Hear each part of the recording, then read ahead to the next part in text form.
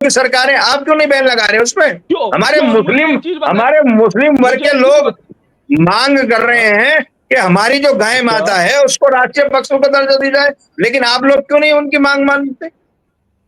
नमस्ते, मेरा नाम है शुभम और आपने देखना शुरू कर दिया है एआई न्यूज वन। देखिए, खबरें तो हर दिन छपती हैं, लेकिन हर खबर के पीछे एक मुद्दा छुपा होता है। हमारे शो का नाम है मुद्दा रोज का। अभी हाल ही में अखिलेश यादव दादरी में एक रैली का आयोजन करके गए हैं और वहां से 2027 के चुनाव का शंखनाद करके गए हैं। वहीं दूसरी तरफ कल केशव प्रसाद मौर्य डिप्टी सीएम जो है वो गाजियाबाद के दौरे पर थे और तमाम आरोप समाजवादी पार्टी पर लगा कर गए हैं। हमारे साथ समाजवादी पार्टी से असलम चौधरी है, दूसरी तरफ शिवम राजवंशी बीजेपी से है। असलम भाई, मेरा सबसे पहला सवाल आपसे है, केशव प्रसाद मौर्य कह के गए हैं कि समाजवादी पार्टी के हाथ जो है राम भक्तों के खून से रंगे हुए हैं, अब राम नाम लेना भी उनके लिए पाप है। देखिए, ये जो लोग हैं ये लोगों को सच्चाई नहीं बताते। हमारे जो हाथ हैं वो खून से नहीं रंगे हुए। हमारे जो हाथ हैं, इन जैसे जो ये जनता का खून कर रहे हैं, जनता को कभी नोटबंदी की लाइन में लगा देते हैं, कभी गैस की लाइन में लगा देते हैं, कभी ऑक्सीजन की लाइन में लगाते हैं। आपने देखा होगा कोरोना काल में हमारी माताएं बहनें और बच्चे मर रहे थे, ये लोग छोड़ छोड़ कर भाग गए थे। हम समाजवादी साथियों ने और समाजवादी विचारधारा के लोगों ने उन उन लोगों को सहारा दिया और उन लोगों की मदद करने का काम किया। मैं आपकी बात पर आता हूं, मैं आपको बता देना चाहता हूं, जैसे कि ये कह रहे हैं कि समाजवादियों के हाथ खून से रंगे हुए हैं। अरे वही आईएएस अधिकारी जिसने इन राम भक्तों पर गोलियां चलाई थी, वो आज अयोध्या मंदिर की पूरी व्यवस्था संभाल रहे हैं। अगर किसी के खून के हाथ संगने हुए हैं तो उस आईएएस अधिकारी के, उन बीजेपी के दलालों के हाथ सने हुए हैं, जिन्होंने उनको उस राम मंदिर अयोध्या की भागदौड़ संभाल रखी। लेकिन आदेश तो कहीं ना कहीं समाजवादी पार्टी ने दिया होगा ना, सत्ता तो उनकी थी ना उस समय। देखिए, वो आदेश नहीं, वो तो वहां जो प्रशासनिक अधिकारी होते हैं वो अपने हिसाब से कानून के अनुसार, कानून के अनुरूप जो भी व्यवस्था होती है उसको संभालने का काम वो आईएएस अधिकारी करते हैं। अब उनको जो लगा वो उन्होंने अपने हिसाब से किया। ठीक है। शिवम राजवंशी, आप मुझे एक बात बताइए, क्या बीजेपी ने राम नाम का कोई सर्टिफिकेट खरीद लिया है क्या? राम नाम सिर्फ बीजेपी के लिए है क्या, और कोई दूसरी पार्टी राम नाम का इस्तेमाल नहीं कर सकती है क्या? नहीं, हम तो चाहते हैं कि सभी पार्टियां जय श्री राम बोलें, परंतु जय श्री राम बोलने पे भी आपत्ति आ जाती है।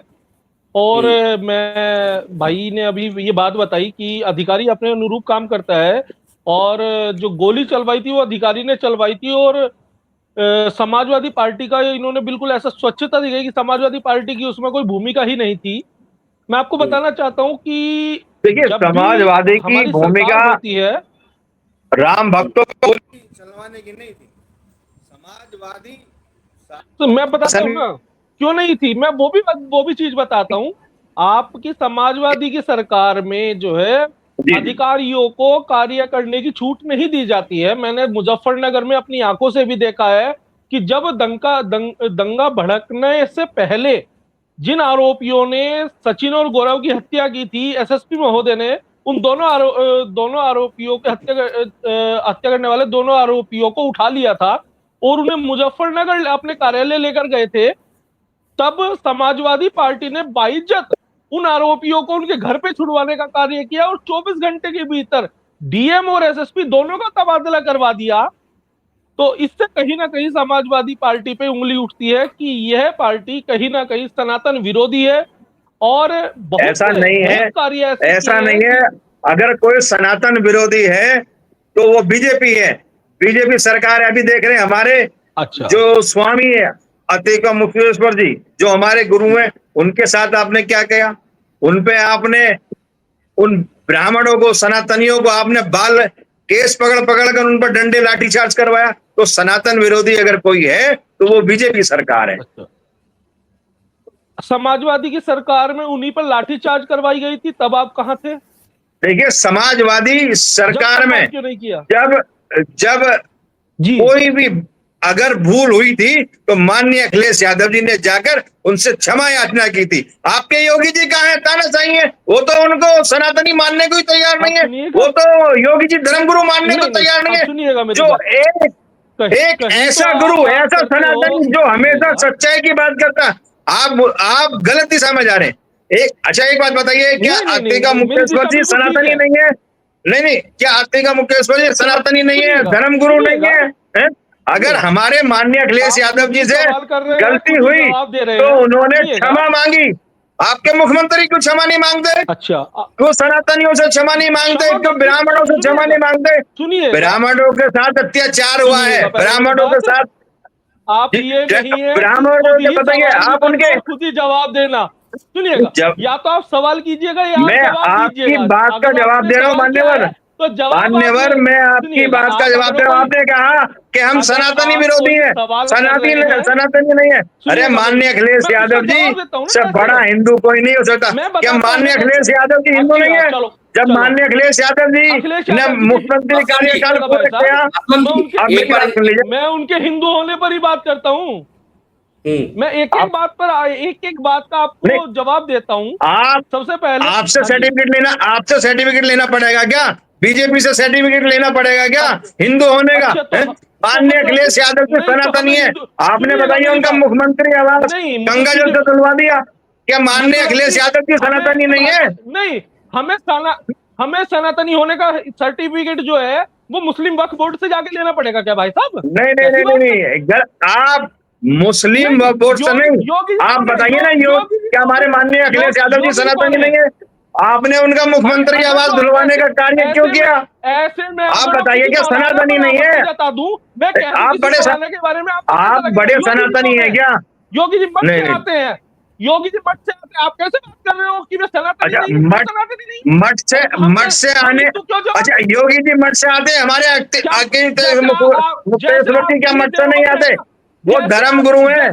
चौथे जो 4 पीठ है उनमें से एक पीठ के वो नहीं, आप ये शंकराचार्य क्या उपयोग कीजिएगा? क्या वो हमारे महात्माओं के लिए क्या वो सनातनी नहीं है? वरना ऐसे तो मैं मौलानाओं के लिए भी गलत शब्द यूज कर सकता हूँ। देखिए मैं या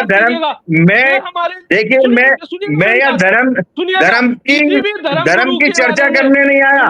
मैं धर्म पे बहस नहीं करने आया। मैं मुद्दों पर बात करना आया हूँ, मुद्दों पर बातचीत करना आया हूँ। आपने ठीक है असलम भाई, एक बार शिवम आप मुझे एक बात बताइए, जब मुद्दों की बात होती है तो अभी मुक्तेश्वर से आप शंकराचार्य लगाने का सर्टिफिकेट क्यों मांगते? कौन है आप लोग? कौन है बात? मैं बताता हूँ उसी चीज का। सुनिएगा, अभी इन्होंने मेरे से सवाल किया है, सुनिएगा। आपको पता भी होगा कि कोर्ट में यह सवाल है कि वे अपने आप को सिद्ध करें। ठीक है, एक तरफ तो सभी विपक्षी पार्टी कहती है कि डॉक्टर भीमराव अंबेडकर जी के संविधान के अनुसार, कोर्ट के अनुसार चलो। अगर हम कोर्ट के अनुसार चल रहे हैं, हम उनसे पूछ रहे हैं, सिद्ध करने के लिए कह रहे हैं, अगर आप सिद्ध नहीं करते तो आपको नहीं माना जाएगा। तो अगर हम वो बात करते हैं तो ये कहेंगे नहीं जी ये तो विरोधी हो गए। अगर हम मेरे भाई हिंदुत्व की बात हो रही है, कोर्ट ने तो रोक लगा रखी है ना। अभी आपने उनके खिलाफ, अभी आपने शंकराचार्य जी के खिलाफ अभी आपने उनसे जवाब मांग रखा है, बलात्कार का केस कराने की कोशिश करी तो हाई कोर्ट ने उस पर रोक लगाई ना। तो आप तो शंकराचार्य को भी सर्टिफिकेट बांटने का काम करे कि कौन असली शंकराचार्य है, कौन नकली शंकराचार्य है। आप तो अपने आप ही अपनी चीजों को, मेरी बात सुनिएगा, शंकराचार्य कौन होते हैं? जगत गुरु उन्होंने अपने आप को खुद बनाया। उसके लिए कोर्ट ने उन्हें कहा कि सिद्ध करें, क्योंकि उनके गुरु थे, जगत गुरु। अच्छा, गुरु थे। अच्छा, उन्होंने खुद सिद्ध किया। आप ये कहना चाहते हैं कि उन्होंने अपने आप को खुद ही शंकराचार्य बना लिया? भाई साहब, आपने इसका मतलब इस पे पढ़ा ही नहीं है। आप ढंग से एक बार देखिएगा कि उन्होंने सुनिए, खुद को मैंने जहां तक पढ़ा है उनके गुरु ने उनको ये उपाधि दी है, अपने मठ से उनको ये उपाधि दी है। उस पर विवाद हुआ। दूसरे जो उसके उत्तर रहेंगे वो कोर्ट चले गए। कोर्ट ने इस पर रोक लगाई और शंकराचार्य को उनकी पत्नी से आज तक बैठे, उनके लाखों करोड़ों अनुयायी हैं, मानने वाले हैं उनको। आपको अधूरी अच्छा, आप जानकारी है, बताइए, उसके गुरु ने नहीं हमारे दिया, जो इसकी बात शंकराचार्य हैं सुनिएगा ये मेरी कहते बात। हैं कि जी। गाय माता को राष्ट्रीय पशु घोषित किया जाए, क्यों नहीं योगी जी मानते उनकी बात को? क्यों बैन नहीं अच्छा, तो मुझे लगाते एक बीफ चीज खानों पर? बताइए, अगर जो आपका पीडीए इतना ज्यादा उनको मान रहा है, तो इतने सालों तक आपकी सरकारें रही, तब क्यों नहीं घोषित हुआ? नहीं, हमारी सरकार आएगी तो हिंदुत्व बिल्कुल मर गया था क्या? आप नहीं, तो उस समय आप 70 साल सुनिए, तक रही आप तो अपनी पीडीए की सरकारें सरकार। हैं, आपकी सेंटर में सरकार, अरे तीन इंजन अब मुझे आप एक चीज बताइएगा ना, तो छोड़िए। भी मुस्लिम पक्ष देखिए, ने ये मांग ये रखी है, सुनिए ना आप मेरी बात, लोगों नहीं को आप हमेशा बार बार अपनी बात में मत पलटिएगा, सुनिएगा। आप या सुनने की आदत होनी चाहिए, जब आप बोल रहे हो तो सुनने की भी आदत होनी चाहिए। कभी भी मुस्लिम पक्ष ने ना तो ये मांग रखी है, या आपके किसी भी उलेमा ने ये मांग रखी हो, तो वो आप मेरे को विपक्ष क्यों बताइएगा। देखिए, सुनिएगा मेरी बात, विपक्ष नहीं, मुस्लिम मैं पक्ष जी पार्टी मैं के नाते मुस्लिम नहीं, मैं समाज की एज ए बात कर रहा मुस्लिम हूँ, कह आपने रहा हूँ। समाज की बात करी मुस्लिम है। समाज मांग रहा, आपने मैं ऐसे मुस्लिम शंकराचार्य समाज की की बात बात में कही है। अपनी बात मिलाते मुस्लिम हुए कह रहा समाज, हूँ कि हमारी भाई गाय साहब, माता को अब मुस्लिम राष्ट्रीय पशु समाज ने घोषित कभी ऐसी कीजिए। मांग नहीं रखी है। नहीं, कब रखी हम है मांग मुस्लिम मुस्लिम समाज रख समाज रहे ने? हैं अरे ना। वो तो रख रहे हैं ना शिवम, नहीं नहीं वो तो नहीं रख ही हम रहे हैं, वो तो कह रहे मैं हैं आपके आपको सामने। मैं आपके चैनल नहीं, के आपके माध्यम रखने से से भाई साहब, मैं लाइव मुझको ये भी आपकी जनता, व्यक्तिगत देखिए मांग है। भाई साहब के चैनल के, शर्मा जी के चैनल के माध्यम से मैं आपको बता देना चाहता हूं, मैं एक मुस्लिम के नाते अभी बहुत सारे मुस्लिम विद्वान और बहुत सारे मुस्लिम आवाज उठा रहे हैं, मांग उठा रहे हैं कि हमारी गाय माता को राष्ट्रीय पशु की घोषणा की जाए, और मैं खुद एज ए मुस्लिम होते हुए मांग रहा हूं। आप रखिए, मैं आपके साथ कंधे से कंधा मिला के चलूंगा, और लाखों करोड़ों भाई साहब, जितने भी देश में फिर गाय फिर माता को आप माता मानने फिर वाले लोग हैं, वो इसकी मांग कर रहे हैं। आप जी, इसको लागू कराएंगे? अच्छा, फिर आप गलत पार्टी में आ गए भाई साहब। अगर जो ये बयान आप अपनी पार्टी की ओर से जारी करवा दें, तो आपकी बहुत कृपा देखिए, होगी। अगर जो ये बयान, मैं सुनिएगा मेरी बात, अब पूरी बात आप मेरी भी सुनिएगा। अगर वो मुस्लिम समाज की बात आती है, तो मुस्लिम समाज को जो सम्मान मिला है, असली हक जो मिला है, वो भारतीय जनता पार्टी में मिला है। आज तक सर्वोच्च पद पर मुस्लिम समाज 3 बार गया है, ठीक है जी। 1967 में, या वो आपका 1974 में, या 2002 में राष्ट्रपति 3 ही बार बने हैं। पहला कार्यकाल जाकिर जी का जो था वो 2 वर्षों का था, ठीक है जी। और जी दूसरा काल जो था फखरुद्दीन जी का, लगभग लगभग आपका 3 साल का था। केवल एक कार्यकाल ऐसा हुआ जो पूरा कार्यकाल निभाया जा सका, जो डॉक्टर एपीजे अब्दुल कलाम जी का रहा।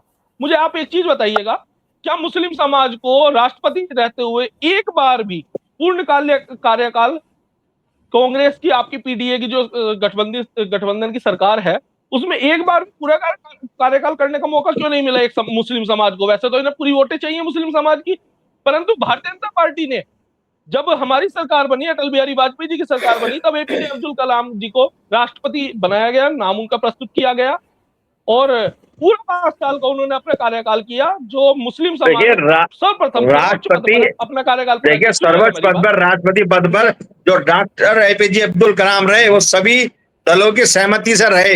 लेकिन जब राष्ट्रपति अब्दुल कलाम नाम किसने दूसरा प्रेजेंट किया? कार्यकाल चाहते थे ना, नाम आप मेरी किसने बात सुनिए, प्रेजेंट मैंने किया? आपकी बात सुनी ना, जब राष्ट्रपति जी एपीजे अब्दुल जी, कलाम जब दूसरा कार्यकाल चाहते थे, तो इस बीजेपी ने उसका उनका विरोध किया और उनको दूसरा कार्यकाल नहीं दिया। आप ये ना कहिए कि बीजेपी के कार्यकाल में मुस्लिमों का भला हुआ। अच्छा, मैं आपको बता देना चाहता हूँ, मुझे एक चीज, बीजेपी भाई की साहब, सरकारें आप मुस्लिमों का जवाब शोषण क्यों कर नहीं रही, दे रहे हो? दलितों का शोषण कर रही। अगर अच्छा, एक मुस्लिम सही आवाज उठाते अच्छा, तो उसके यहाँ बिल्डोजर चल जाता है। अगर एक मुस्लिम अपनी आवाज को सही तरीके से रख दे तो उसके यहाँ रोज पुलिस पहुंच जाती है। ये है आपकी सरकार है, ये है बीजेपी की सरकार है। अब मेरी सरकार सुनो, जितना मैं आपको अपनी शोषण सरकार की बात बताता हूँ, दलित, सुनिएगा। मुस्लिम और पिछड़ों का हो रहा है, वो बीजेपी सरकार में हो ठीक रहा है है।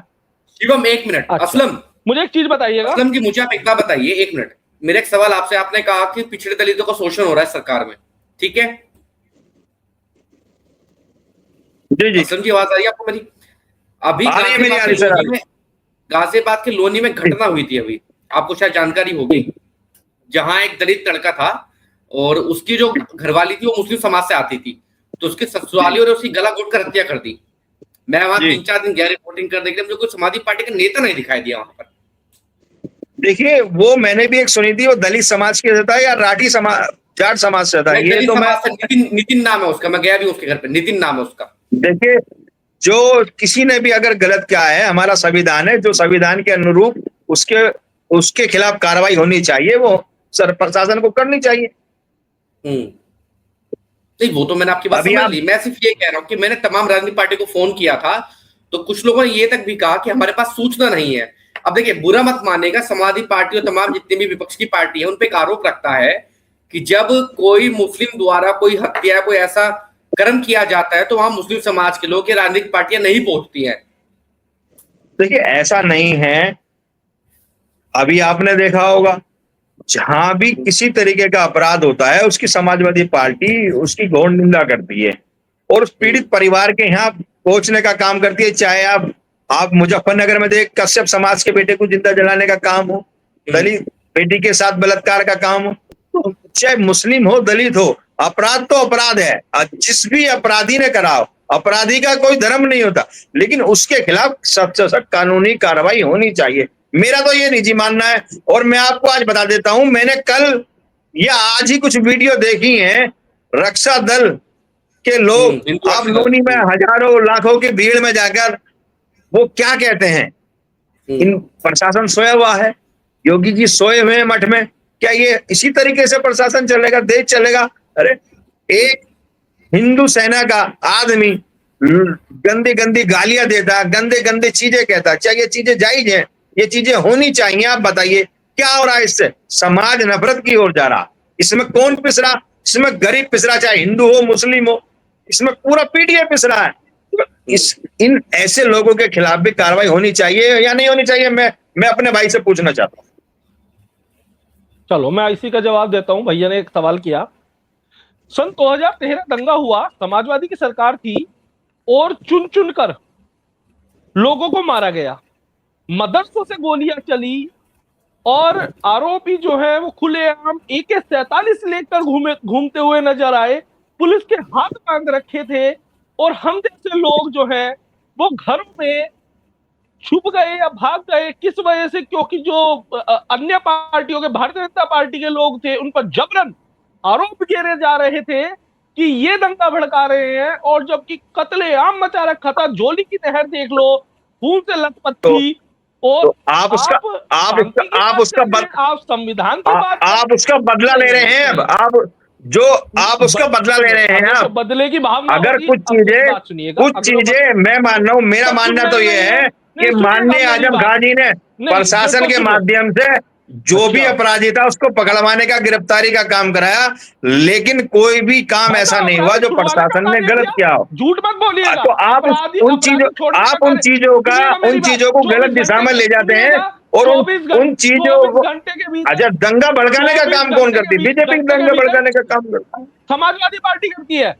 समाजवादी पार्टी नहीं, बीजेपी हमेशा दंगा भड़काने का काम करती है और आज में दंगा तो बताइए मुझे, डालने का काम करती है।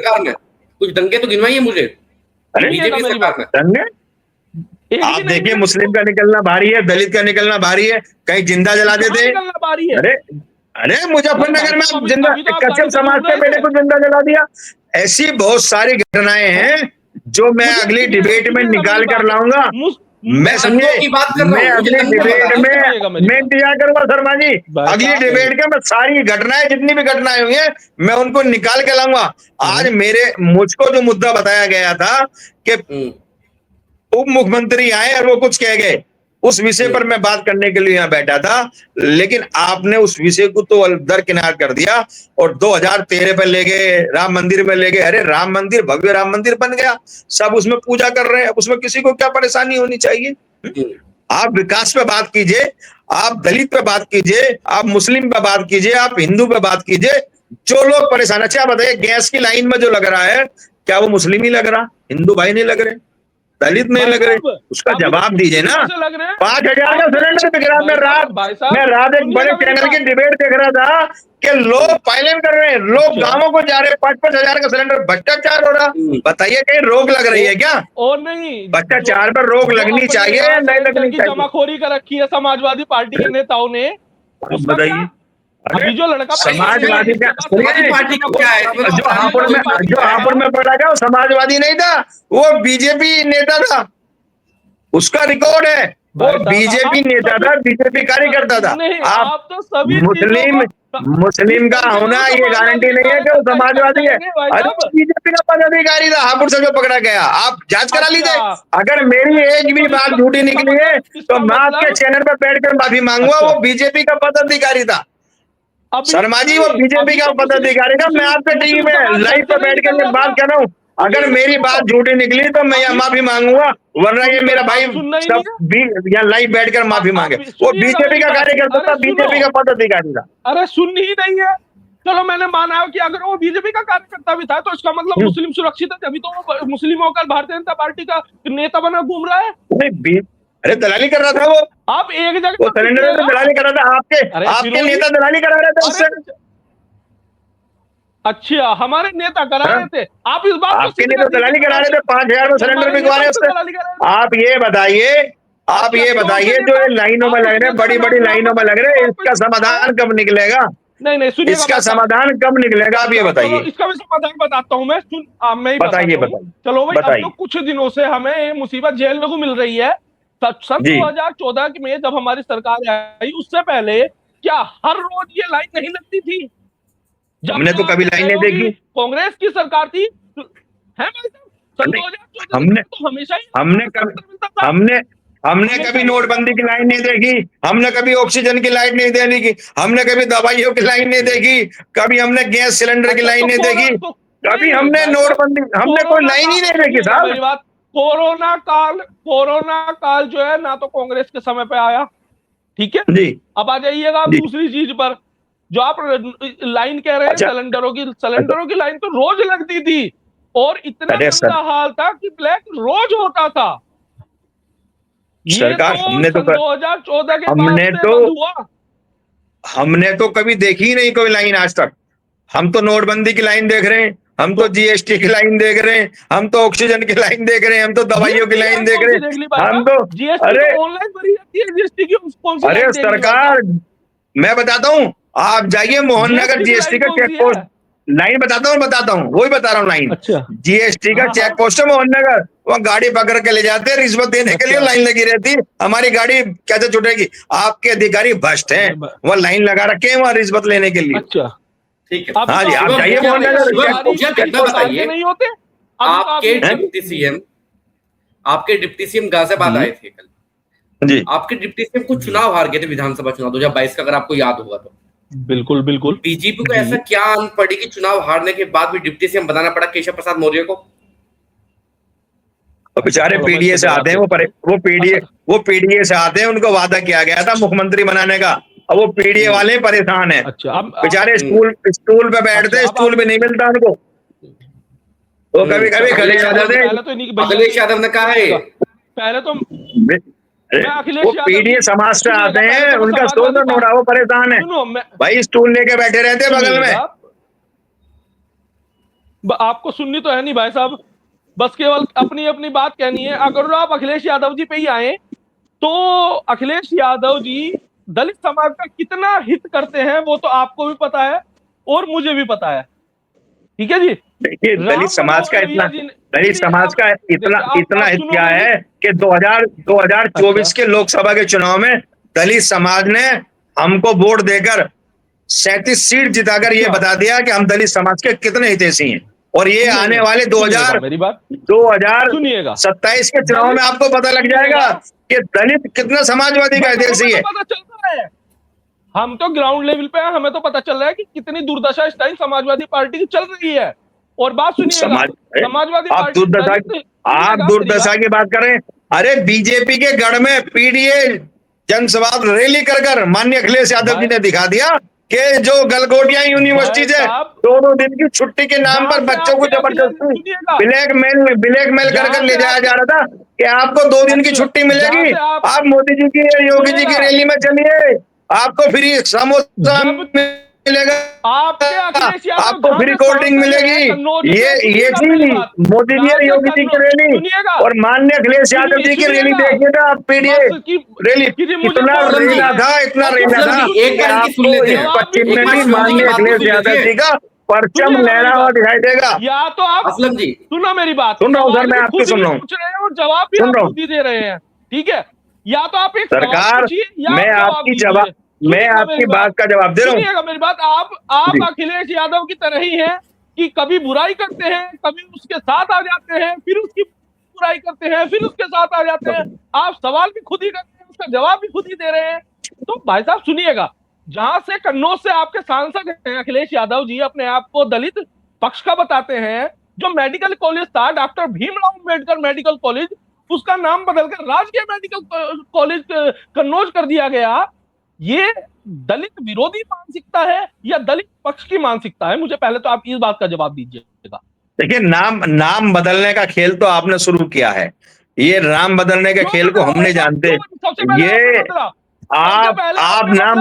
आप सुनिए, आप नाम बदलने के खेल को आपने शुरू किया है। ये नाम बदलने का खेल पे मत आइए। देखिए, भीमराव अंबेडकर के संविधान को बचाने की लड़ाई लड़ रहे माननीय अखिलेश यादव जी, बाबा साहब भीमराव अंबेडकर के संविधान को बचाने की लड़ाई लड़ रहे हैं।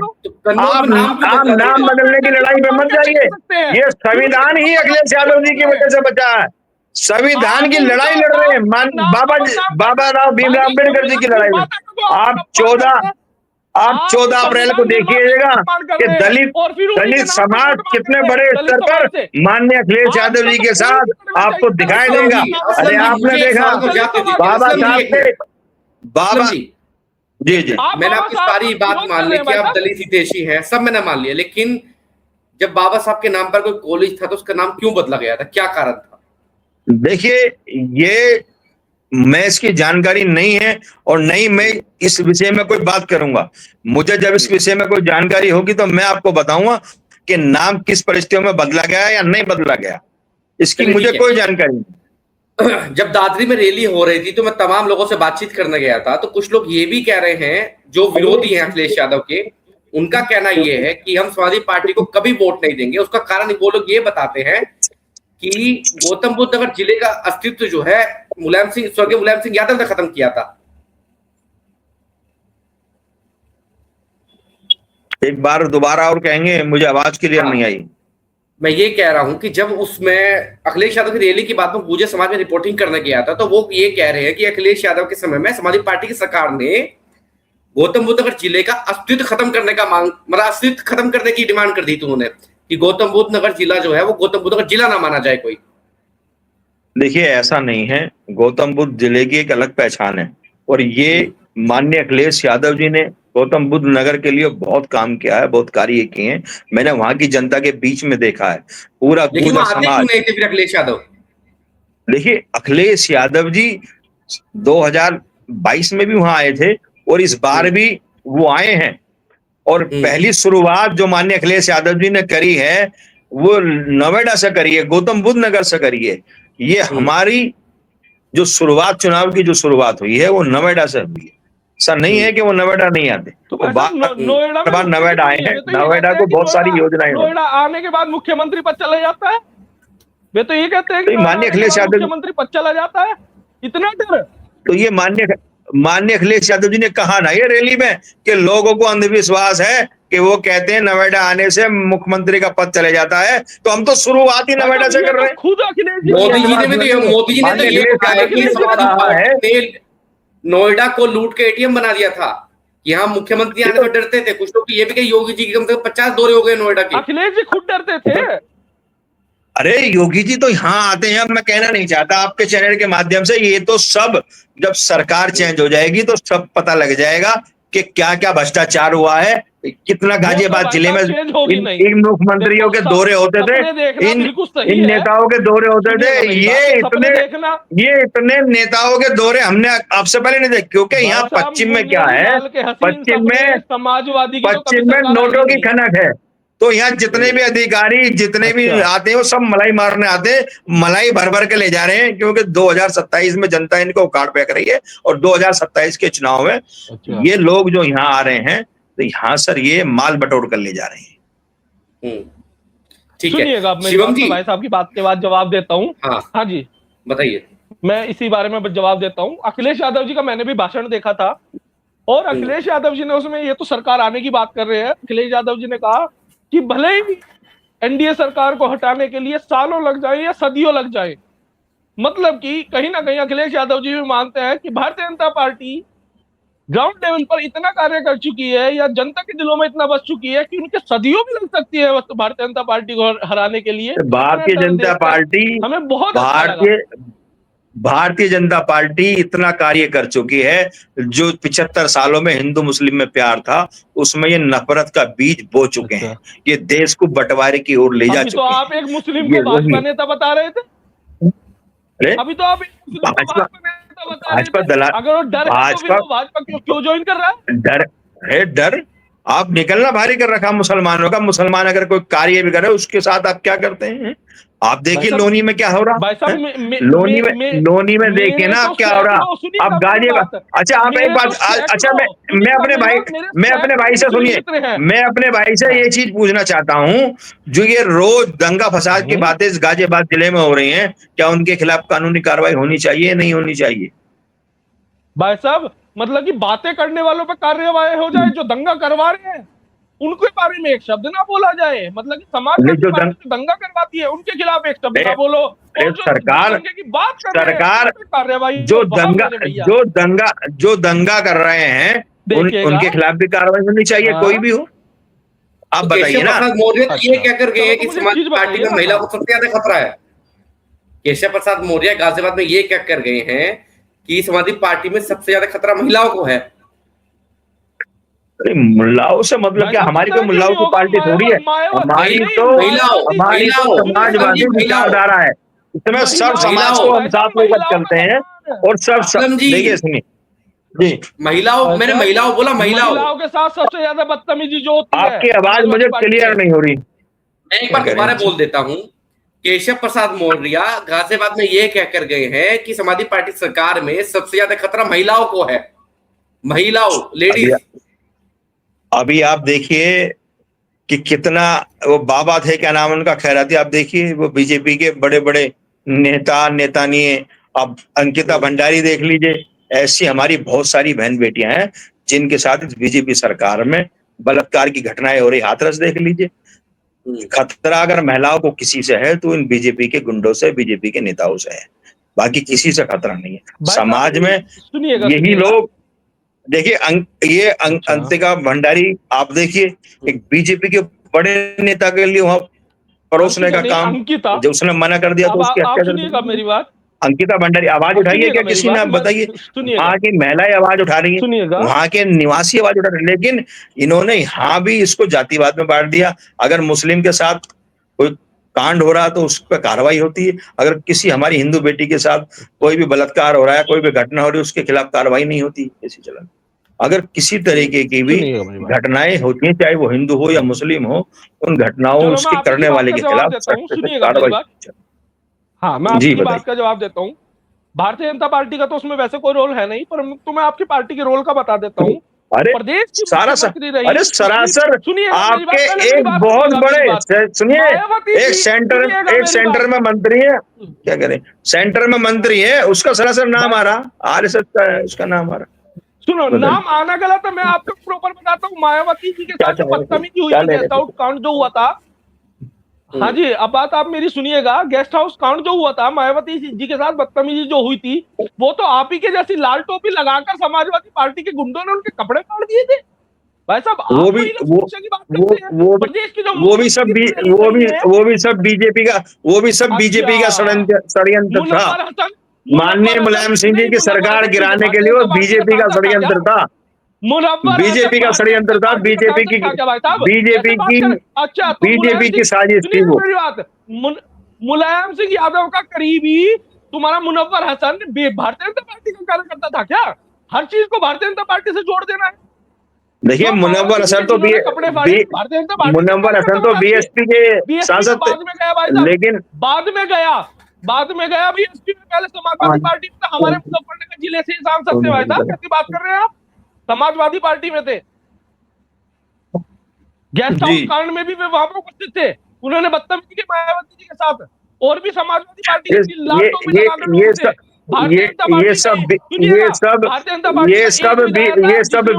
ये बीजेपी की साजिश थी। माननीय नेताजी को बदनाम करने के लिए बीजेपी की साजिश थी। अच्छा, और ये नेताजी की सरकार गिराने के लिए बीजेपी ने षड्यंत्र रचा था। और इसमें किसी भी तरीके का कोई बुनियादी वाह। बातें नहीं थी। सुनिएगा, या तो आपको अपनी ही पार्टी का इतिहास नहीं पता। आप पहले तो मुझे ये बता दीजिएगा कि आपकी पार्टी की स्थापना किस सन में हुई थी। पहले मैं आप ही से जानकारी ले लेता हूँ कि आपको अब कितना 1992 ज्ञान में है। हमारी पार्टी की स्थापना हुई थी। अच्छा, अब मुझे एक चीज बताइएगा कि मुलायम मैं सिंह जी के साथ मैं सबसे यहाँ पहले आपकी पार्टी में, मैं सुनिए ना मेरी यहाँ बात। इतिहास, नहीं, मैं आप बताता सुनिए, हूँ ना। मैं यहाँ इतिहास पे जो बात मैं करने के लिए इतिहास, उन्हें बैठा हूँ। मैं यहाँ जानना चाहता भाई हूँ, पार्टियों की जो बात गैस करिए की तो लाइनों में जब लगे आप हुए अपनी हैं पार्टी हमारे को सही सिद्ध कर रहे हैं। हमारे पीडीए के लोग, अच्छा, वो गैस की लाइन कब खत्म होगी, आप उस पर बात कीजिए। जो भ्रष्टाचार आपको है पता है कि वो कैसे खत्म इस होगा, टाइम उस पर पे बात कीजिए। जो हमारी अब बहन बेटियों के अच्छा, जो एडमिशन होंगे, जो बीजेपी के बड़े नेताओं के स्कूल हैं जिनमें फीस बहुत ज्यादा है, आप नगर निगम में जो हाउस टैक्स 300% बढ़ा दिया, जिसमें एक बीजेपी के पार्षद ने इस्तीफा दिया, अब भी हाउस टैक्स कम करने का नाम नहीं लिया जा रहा, उस पर बात कीजिए। आप भ्रष्टाचार पे बात कीजिए, आप बेफालतू के मुद्दों अब पे मैं बात मत आपको इसी कीजिए। बात का जवाब देता हूँ। आप बताइए। नहीं, मैं तो सही मुद्दों पे बात कर रहा हूँ। आप बार बार अपनी पार्टी को बिल्कुल ऐसी साफ सुथरी बनाने में तुले हुए हैं, तो नहीं, ठीक हमारी मुझे बोलना पार्टी पड़ तो रहा है सुनिए, कि इतनी हमारी भ्रष्ट पार्टी तो पार्टी को, इतनी भ्रष्ट पार्टी को साफ आप साफ सुथरी सुथरी बता रहे हमारी हैं। मेरी पार्टी बात साफ आप सुथरी सुनिएगा, पार्टी है इसमें तो और लाल हमेशा टोपी की जनता जगह के लाल हित की खून काम लगा हुआ करती है, है। जनता के लिए काम करती है। समाजवादी पार्टी को कहा जाता समाजवादी है, पार्टी जोड़ने का समाजवादी काम पार्टी करती को है, कहा बीजेपी जाता की है कि तरह लाल टोपी तोड़ने का इसलिए काम क्योंकि नहीं सर करती। पर लाल खून हम होता है। समाजवादी लोग हैं, इसमें राम हम भक्तों का खून समाजवादी लगा लोग हैं, है, समाज को ये एक साथ इसलिए लेकर लाल चलने है। का काम करते हैं। भाई हम साहब, समाजवादी ये लोग हैं लाल टोपी और इसलिए क्योंकि समाजवादी को राम भक्तों का जो खून लगा एक हुआ है इस टोपी पर। इस टोपी ये पर राम भक्तों का खून लगा हुआ है, इसलिए ये टोपी लाल है। आप कैसे देखिए, सही बता सकते हैं? ये लाल खून तो, ये वो लाल अपने रंग करने जो है वालों ना, का समर्थन करती थी ये आपकी पार्टी। लाल कत्ल रंग जो करने है, वालों का समर्थन करती थी आपकी पार्टी। देखिए ये लाल लाल रंग में जो है ना, राम ये भक्तों का तो खून है भाई आजादी की साहब। निशानी है, इसी की वजह से आप ये सत्ता तो से दूर आंदोलन हुए की निशानी भाई है। साहब। आपकी अभी तो आपने बताया कि आपकी पार्टी सन 92 में लगी, आप आजादी की बात पे ले गए। सन 92 अरे में कहाँ आजादी लगी? भाई हमारी साहब, आपकी पार्टी तो पार्टी तो जनता के हित की बात अभी करती है। जुम्मे जुम्मे 4 आप दिन पहले आप जो है पार्टी ना, की, जब भी कोई, अरे आप आप जब भी आजादी कोई की बात मुद्दा पे हो ले जाता गए। है, आप 75 साल पर डाल देते हैं, आप नेहरू पर डाल देते हैं, आप बताइए इंदिरा पर डाल देते हैं। अरे आप मैं तो नेहरू जी तक पिछले हुआ, पिछले 12 मैं सालों तो से नेहरू देश जी के तक तैयारी प्रधानमंत्री हैं, करी। पिछले 9 सालों से मुखिया देश के मुख्यमंत्री हैं। आप बताइए ना कि आपने क्या विकास पे काम किया, मैं तो बता आप रहा क्या कर हूँ रहे हैं। ठीक है। जो अरे राम गैस सुनिएगा, सबसे पहले सुनिएगा, जिन मैं चीजों तो का सबसे मैंने पहले आपसे जवाब मांगा, आपने हाउस टैक्स पे जवाब नहीं दिया, आपने चलो मैं गैस की हाउस टैक्स का लाइनों पे बताता हूँ, जवाब आप नहीं दिया, सुनिएगा मेरी बात। आपने भ्रष्टाचार मैंने पे गैस की जवाब नहीं लाइनों का दिया। तो जवाब आप दिया। ले जाते हैं इधर तरोड़ भरोड़ के, भ्रष्टाचार, आप जो ना इसको नई नई तरफ ले जा रहे हैं। अच्छा आप सबसे चलो, पहले गैस की सबसे लाइन पहले पे तो जवाब आपने दीजिए एक एक, कि गैस की किल्लत जो चलो हो रही मैं है गैस की वो लाइन पे कब जवाब खत्म देता होगी। हूँ। हाँ, दीजिए आप चलो मैं जवाब। आपको भी पता है कि इस टाइम पे अन्य देशों के बीच जो युद्ध छिड़ रहा है हम्म, और टैंक आने में कमी है, कहीं ना कहीं इतनी तो समझ हम्म। हर देश के हर व्यक्ति को है कि ऐसे समय तो में जब ये सभी देश गैस और पेट्रोल की, सुनिएगा मेरी बात, आप बीच में मत बोलिएगा, जब आपको सुन रही है मैं सुन रहा हूं। आपकी बातों का जवाब दे रहा हूं। हर देश ठीक है। को पता है कि कितनी किल्लत से गुजरना पड़ रहा है, परंतु हमारे देश को कहीं कोई किल्लत नहीं महसूस हुई। पेट्रोल पे दाम नहीं बढ़े और गैसों में, अगर वो लोगों में पैनिक, आपकी पार्टी के नेताओं ने या कांग्रेस पार्टी के नेताओं ने पैनिक क्रिएट किया कि गैस खत्म हो गई, लोग बाग कि हाँ भाई गैस खत्म हो गई, इसलिए जल्दीबाजी में ज्यादा सिलेंडर लेने हैं, अपने गैस जल्दी जल्दी घरों में भरो, इसके लिए लोग पैनिक हुए। और जब लोग एक सामान के लिए 10 लोग एकदम से आ जाएंगे तो वहां पर लाइन लगेगी ही लगेगी।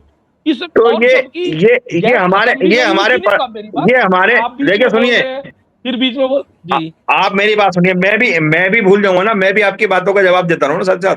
आपने कहा कि विदेशों से विदेश में लड़ाई हो रही है, उसकी वजह विदेशों से में किल्लत हो आप रही, तो बताइए, हमारी हमारी कोई लड़ाई नहीं है। हाँ जी, नहीं, हमारी नहीं है, हाँ बताइएगा। विदेश में लड़ाई हो रही, हमारी लड़ाई तो हमारे से, तो हमें तो कोई आंख दिखाई नहीं सकता। हम अपने आप में सक्षम है, हम अपने देश की रक्षा कर सकते हैं, हमारे फौजी पूरी सरहदों पे पूरे मुस्तैद हैं। नहीं, आपके हमारे यहाँ कोई गठबंधन के ऐसा नहीं साथी है जो, कि हमें कोई सुनिएगा, आंख दिखाए। आपके देखिए, गठबंधन में साथी जो फौजियों पर भी उंगली उठाते हैं, उस बात को तो अलग देखिएगा। हमारी जो हाँ, विदेश नीति है ना, वो फेल है।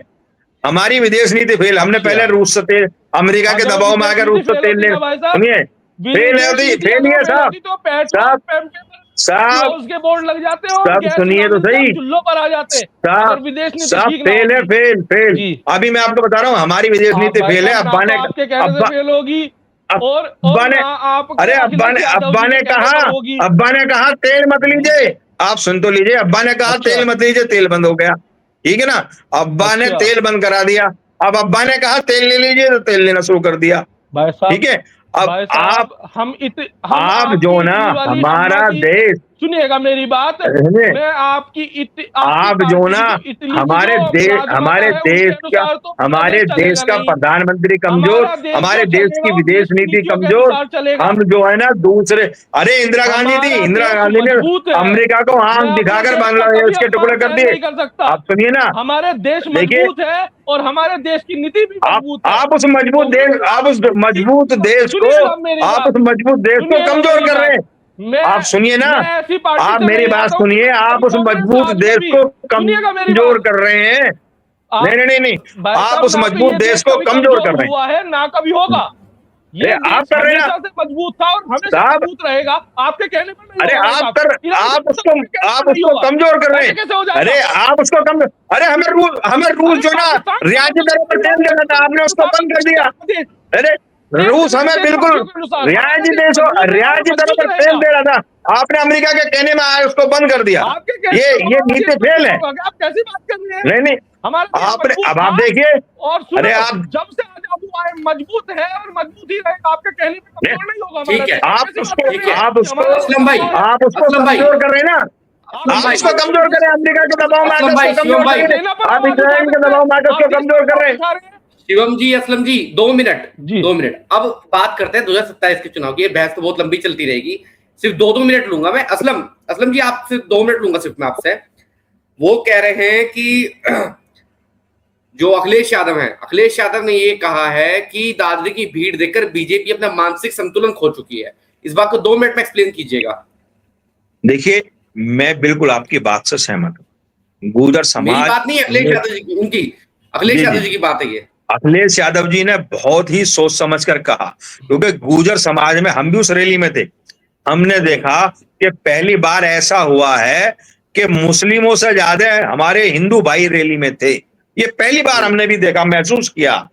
वरना मुस्लिम लोग ज्यादा होते थे, हिंदू लोग कम होते थे। तो उनको माननीय अखिलेश यादव जी में एक विकास पुरुष दिखाई दे रहा है कि माननीय अखिलेश यादव जी ने गाजियाबाद में मेट्रो दी, लखनऊ में मेट्रो दी, एलिवेटेड रोड दिया, हमारी माताओं और बहनों को पेंशन देने का काम किया, हमारी जो बच्चियां थी उनको लैपटॉप देने का काम किया, हमारी जो विधवा माताएं और बहनें थी उनको पेंशन देने का काम किया, हमारे जो किसान जो किसी दुर्घटनावश खेती करते समय हादसे के दौरान मृत्यु हो जाती थी, उनको एक मुश्त 5 लाख रुपए देने की जो योजना माननीय अखिलेश यादव ने की थी, उसी योजना को देखते हुए हमारे गुर्जर समाज ने बड़ी तादाद में नोएडा में एक सफल रैली कराने का जो कार्य किया, मैं उसको उन्हें धन्यवाद देना चाहता हूं। और माननीय ठीक है, अखिलेश यादव जी 2027 में मुख्यमंत्री बनने हैं, कोई रोक नहीं सकता। ठीक है। शिवम राजवंशी, दादरी की रैली फ्लॉप, केशव प्रसाद मौर्य कह के गए हैं। हाँ जी, अब मैं इसी बारे में बात करता हूँ। दादरी में अखिलेश यादव जी की रैली किस लिए फ्लॉप हुई, इसका कारण एक तो ये रहा कि अखिलेश यादव जी ने इस रैली को एक जातिगत रैली बना दिया और उन्होंने कहा कि बहुत से लोग जो हैं वो हमसे हमारे पूर्वजों का नाम छीनना चाहते हैं। तो इस पे वे किस जाति को टिप्पणी कर रहे थे? अगर जो जाति को देखिए, टिप्पणी कर रहे थे वह तो ठाकुर समाज ने, मैं आपकी बात में बोल रहा ठाकुर हूं, समाज ने जाकर असलम जी, वह असलम जी, गुर्जरों 2 के मिनट, महीर राजा भोज 2 का मिनट, अपमान किया, असलम जी, वहां से राजमहीर भोज हटाने असलम का जी, मूर्ति। सुनिएगा उनके मेरी विचार बात। तो सुन लीजिए कई पहले, बार उसके बाद बोल लीजिएगा। बात को बोला, आपकी रैली में बोला और कई बार उन्होंने ये नाम भी लिया कि जो हमारे पूर्वज हैं उनका नाम छीनने की तैयारी है। तो उनका निशाना किस ओर था? एक किसी या तो विशेष जातियों पर था।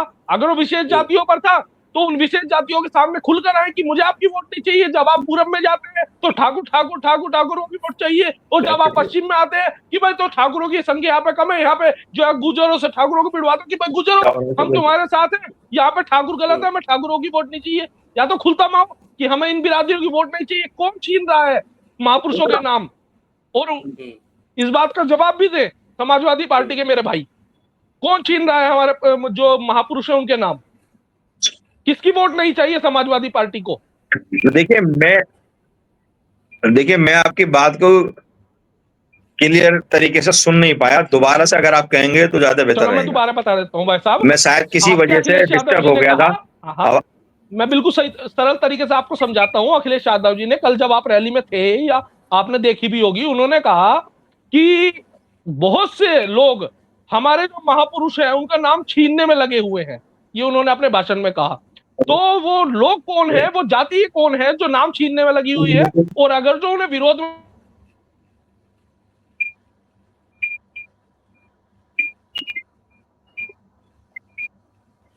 शिवम जी आपकी आवाज गायब हो गई है। शिवम जी आपकी आवाज गायब हो गई है। हाँ देखिए, अब आ रही है। वो लोग, उन लोगों को वहां के गुर्जर समाज ने देखा कि वो लोग कौन थे, उसका जवाब मैं नहीं दूंगा। 2027 के जवाब में बड़ी तादाद में जो ये पीडीए की रैली हुई, वोट देकर बीजेपी को हराने का काम करेंगे। इसका जवाब ठीक है। नवेडे अब की जनता देगी। मेरा प्रदेश की आखिरी जनता। सवाल दोनों से, मेरा दोनों से आखिरी सवाल है, छोटे छोटा बताइएगा। शिवम राजवंशी, बीजेपी क्या अब की बार 2027 में जो एक धब्बा जो लगा लोकसभा चुनाव का 37 सीटों वाला, उसको कहीं ना कहीं भेद पाएगी? बिल्कुल आराम से भेद पाएगी भाई साहब। अगर अब हम पश्चिम की बात करें तो रालोद अब हमारे साथ है। पहले रालोद और जो समाजवादी पार्टी, बहुत सी अन्य पार्टी इनके साथ थी, जो कि इस बार रालोद हमारे साथ है। और वेस्ट यूपी में तो हम बहुत अच्छा प्रदर्शन करेंगे। वेस्ट यूपी में पिछली बार हम बहुत सारी सीटें हार गए थे, जिनमें हम बहुत अधिक प्लस रहेंगे, और ज्यादा मार्जिन से सीटें नहीं आ रहे थे, बहुत कम कम मार्जिन से हम सीटें आ रहे थे, जो इस बार हम जीत कर दिखाएंगे। असलम जी, जो कमाल 2024 में किया था 27 में करने की उम्मीद है? देखिए, 2024 के हिसाब से तो हमारी सरकार बन रही है।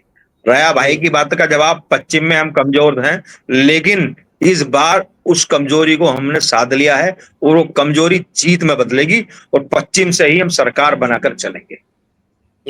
ठीक है, दोनों वक्ताओं का बहुत बहुत धन्यवाद। जहां समाजवादी पार्टी ने ये कह दिया कि पश्चिम में हम कमजोर है, पश्चिम से हम सरकार बना के चलेंगे, वहीं भाजपा ने ये कहा है कि आने वाले समय में भाजपा ही दिखाई देगी, और पश्चिम में तो रालोद है, रालोद के सारे कहीं ना कहीं वो पूर्ण बहुमत सरकार बना लेंगे। धन्यवाद।